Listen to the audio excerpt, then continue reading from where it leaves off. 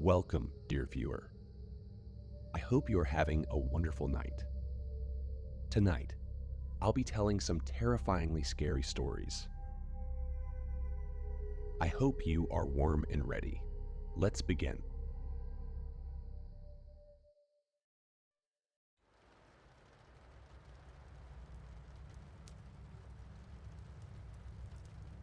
I first met Jerry DuPont in 1986. I was a beat cop and new to the force, while Jerry was a mortician, or rather, the assistant to one. We didn't have much in common, apart from our love of stories and our proximity to death.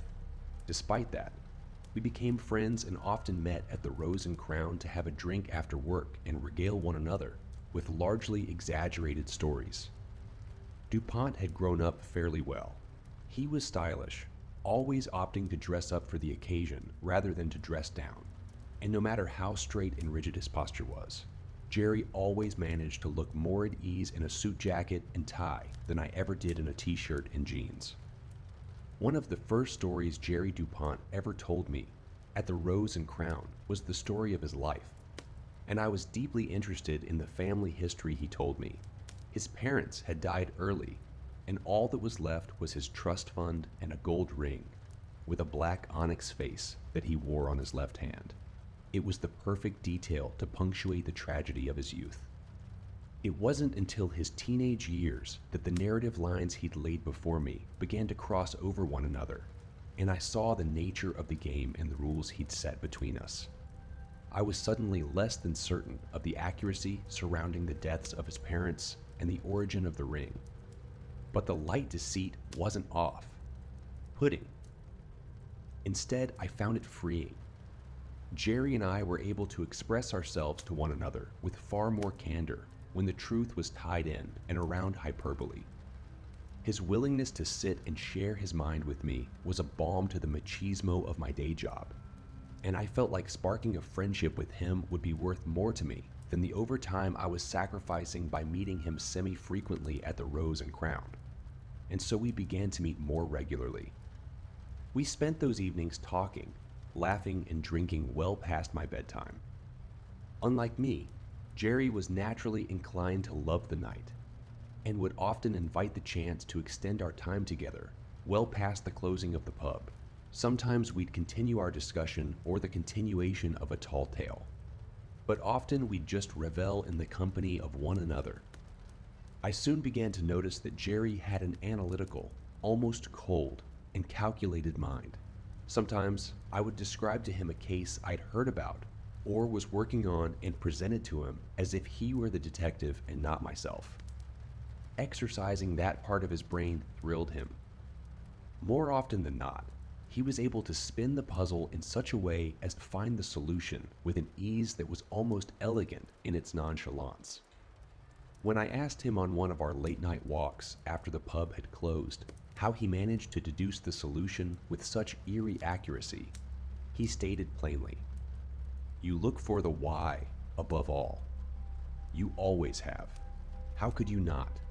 You arrive at the scene of the crime and are confronted with all angles and aspects of the case. You see the corpse as a human, someone who lived in the home. They were killed uncomfortably and only hours before. I only listened then and didn't say a word." We continued to walk as DuPont left me without resolution to my question. He let me ponder his criticism quietly before stopping suddenly beside a large maple tree, with our feet buried beneath the fallen leaves, and continuing. I arrive at work and put my vulcanized rubber apron on. I put my gloves on. I arrange my tools, my saws and scalpels. I turn on my tape recorder and begin to dissect. I see the plain truth of a person laid out before.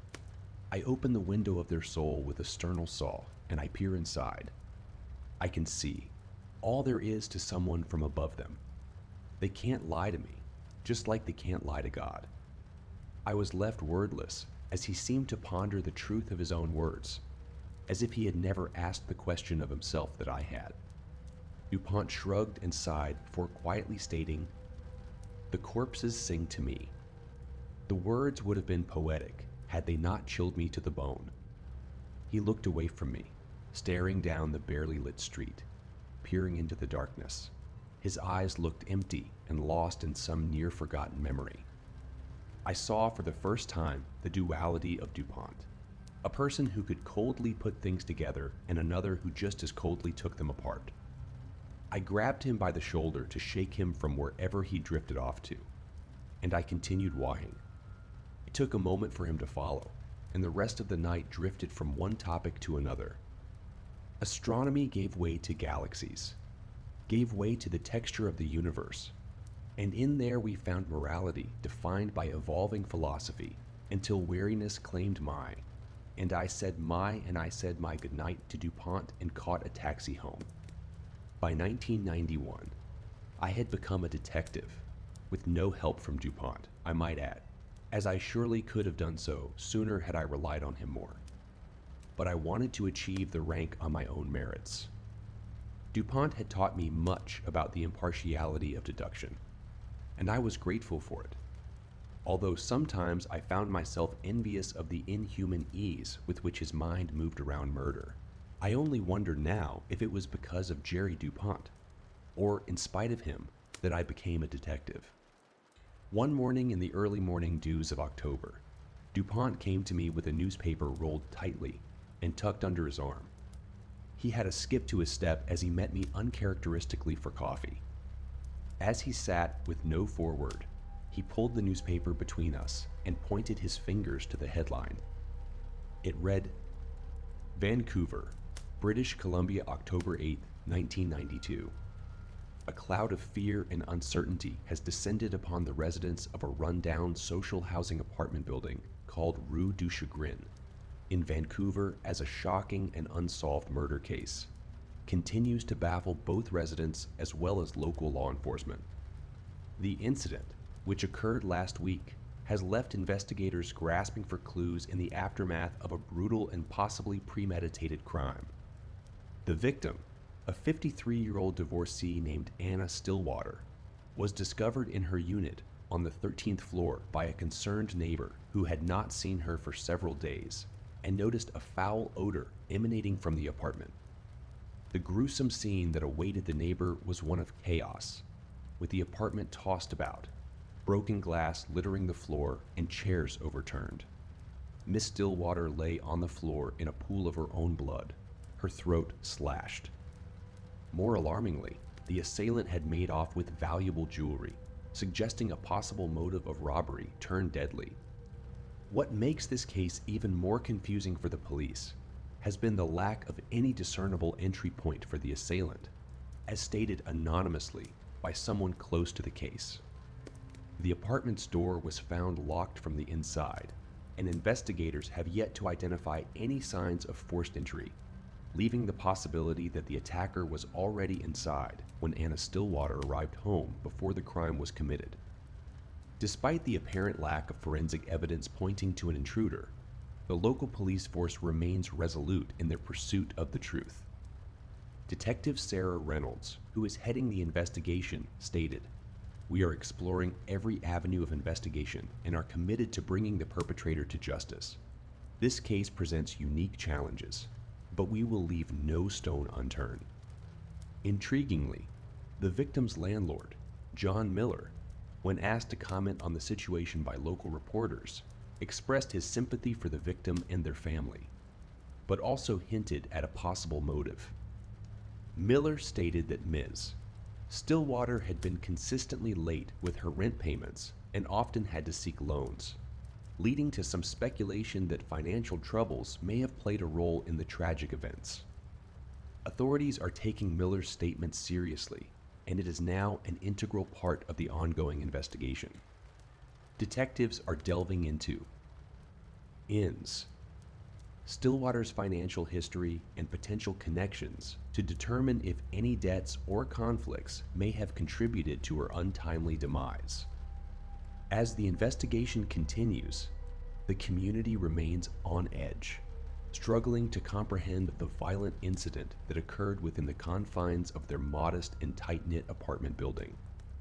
Local residents have expressed shock and concern for their own safety, with many calling for increased security measures in the building. For now, the shadow of this unsolved murder hang over the neighborhood, and the search for answers is ongoing. When I finished reading the newspaper's account of the event, which I already knew too well, DuPont said nothing. There was a tension between us that was new to me, and as I looked at him, he stared back at me with that faraway, calculating, inhuman look, his mind working busily in front of me, while his gaze peered through me to someplace far away. Finally, he asked me what I thought, knowing somehow that I was assigned to the case. I told him I agreed with my superior, Detective Reynolds, that it was a complicated and unique case, unable to say much else. "You're wrong," he said flatly, his eyes snapping into focus. I'd be lying if I said I wasn't more than a little insulted by the tactless assertion he'd made plainly to my face. I rested back into my chair, my coffee sending swirls of steam between us as I crossed my arms, trying as best I could to not get defensive as my ego withered inside me. All credit goes to DuPont. He let me stew and gave me ample opportunity to assert myself, but I didn't. As much pride as I took in my job as a detective, I knew that he had uncanny abilities that I simply wasn't born with. I gave him a terse nod and he spoke. "Miss, Stillwater slashed her own throat," he said, "and no more." I was as perplexed as I was disappointed. I had come to know DuPont as a person with a mind as sharp as a razor, and yet there we were, sitting before me, dashing all illusions I'd had of him until that moment. "No," I said. "The jewelry was missing and the apartment was ransacked. Not to mention the difficulty she would have had sawing through her own throat with a serrated steak knife," I thought to myself. Like a little boy, his eyes lit up, and I realized now I'd taken the bait.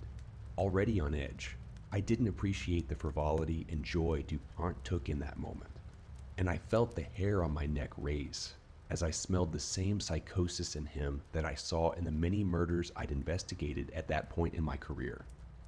Resting his elbows on the table and crossing his fingers, he began once more to outlay his theory in more detail. "Mrs. Stillwater frequently missed rent payments. This must have been frustrating for the landlord, Mr. Miller. So he gives her a final ultimatum: pay your rent or get out. She has few belongings, save for the jewelry she received as gifts from her husband before they separated. It's her safety net. In fear she's going to lose her place, she pawns them off to make rent and pays Mr. Miller, but it is just short of the total amount owed. So the landlord changes the locks without her knowing, but she returns home early and finds Mr. Miller outside her apartment. She's unaware he's just changed the locks. She only sees her apartment door open and Mr. Miller leaving her unit. Assuming he's come to serve her with an eviction notice, she rushes into her apartment and closes the door behind her, only noticing once she's on the inside and hears the lock click from the other side that the second lock beneath the deadbolt has been changed.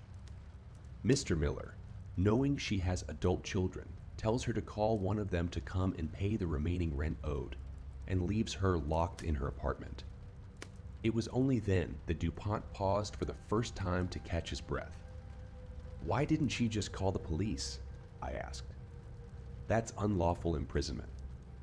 DuPont smiled at me, and I only resented him more in that moment, despite our friendship. It felt as though he was gloating now as he continued to make his wild assertions. "Mrs. Stillwater refrained from calling the police because she was afraid that they would have her removed from the apartment. It isn't rational to think that would be the case in her circumstances. But she also feared she'd be homeless. Stillwater also refused to call her children because of pride. She's their mother, and she would never want them to take care of her. That's her job, to take care of them. No, instead she stays in the apartment and wages a silent wage of attrition, knowing she has enough food to outlast the cruelty of Mr. Miller. The only problem is the building itself. It's derelict. The owners are slumlords. There's a K2 leak in the apartment, and Stillwater begins to find herself short of breath. She's breathing, but the feeling of drowsiness overcomes her, and her heart rate increases. No matter how hard she tries to breathe deeply, she feels as though she's suffocating. Miss. Stillwater rushes to the door, but it's locked. She's getting dizzy and crashes about her apartment. As she falls back on her instincts to survive, she thrashes about the apartment, tossing chairs and smashing the pictures on the walls.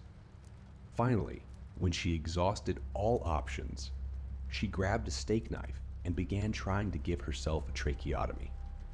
It's the only thing she can think of, but she digs too deep, and she loses balance as the apartment swims around her and her vision starts to go. She falls and her elbow crashes into the ground with the knife tip underneath her skin.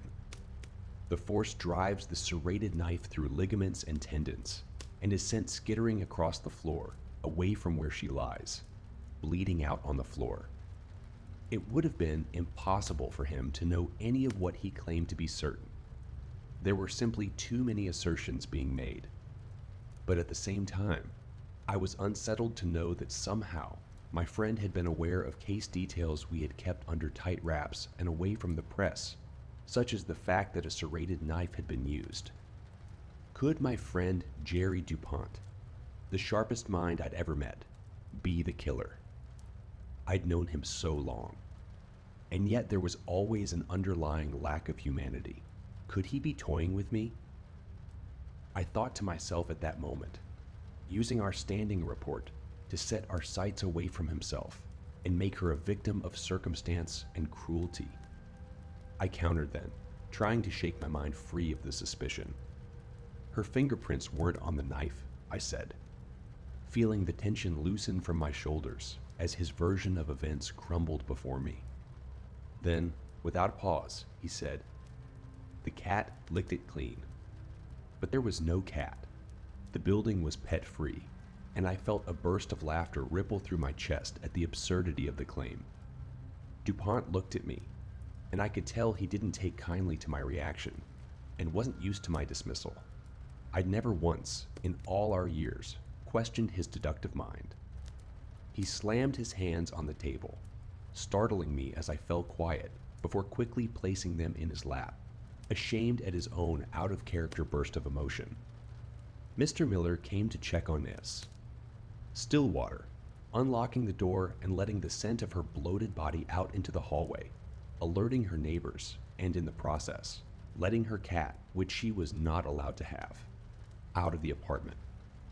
I simply shook my head. It was too ridiculous. I offered my friend an olive branch, suggesting he needed more sleep, or that he was perhaps bored with his own work, and had begun daydreaming, and that he should pick up a hobby not centered around death. I suggested, once again in a dismissive tone, which I looked back on with shame.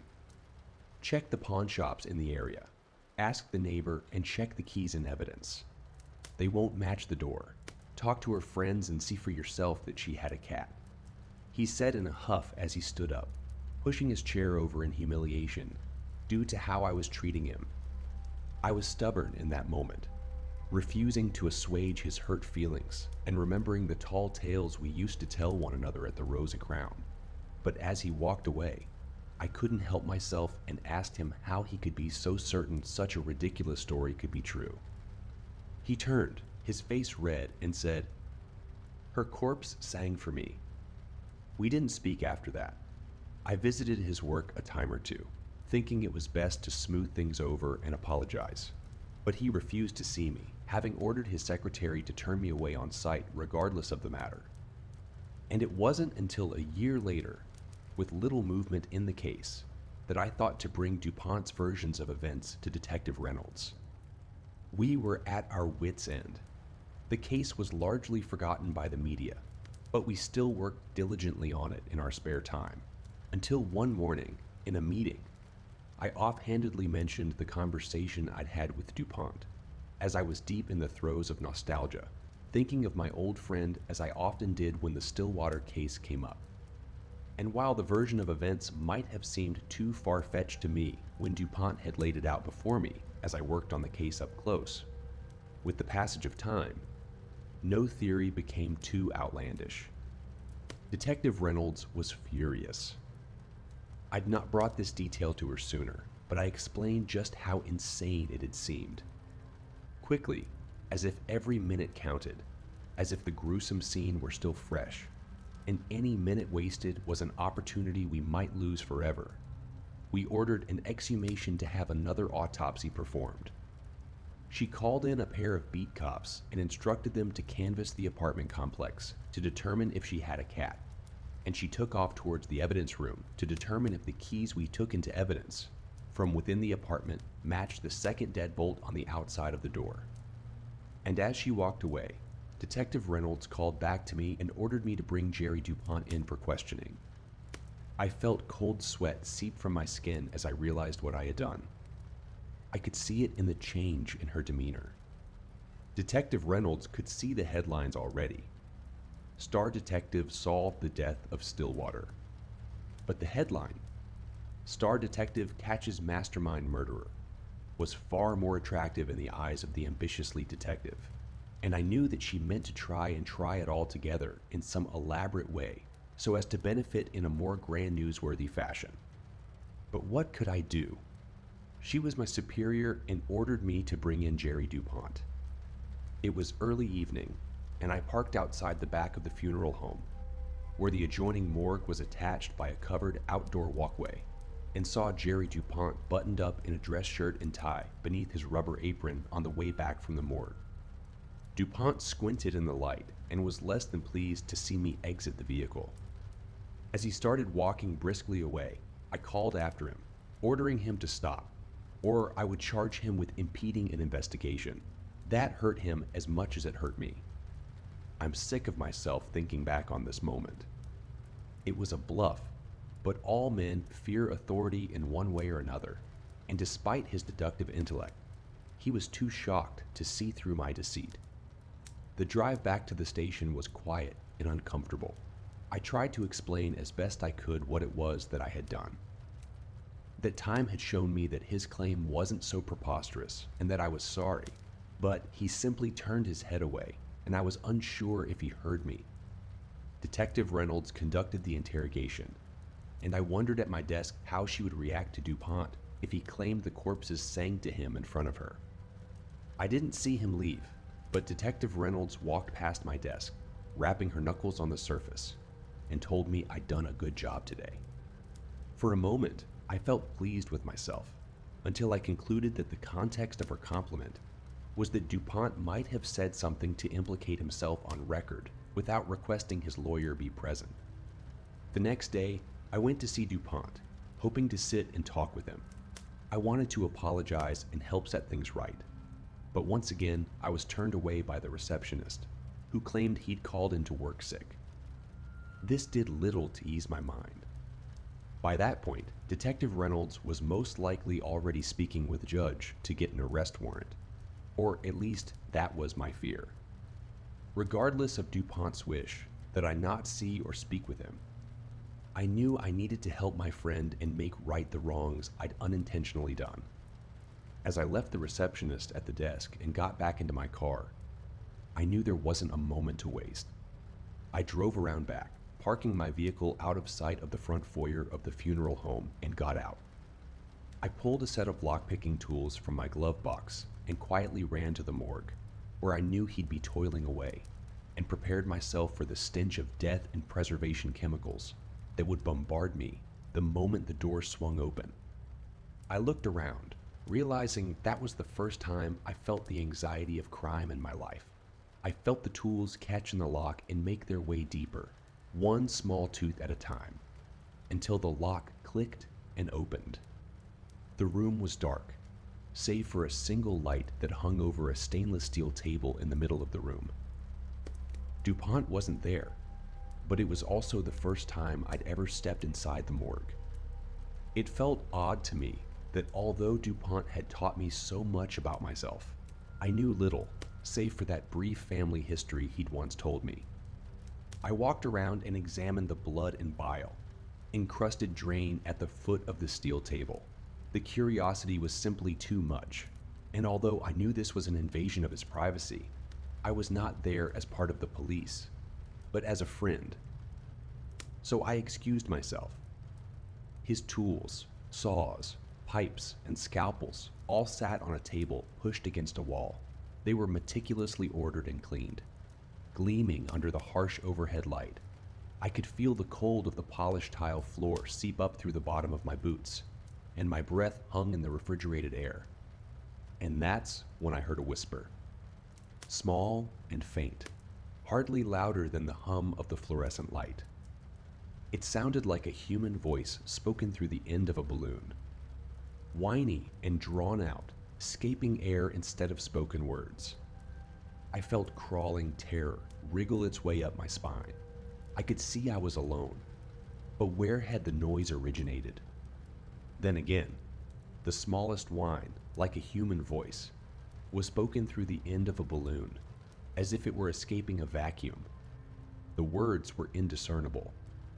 I looked low under tables, and in the trash.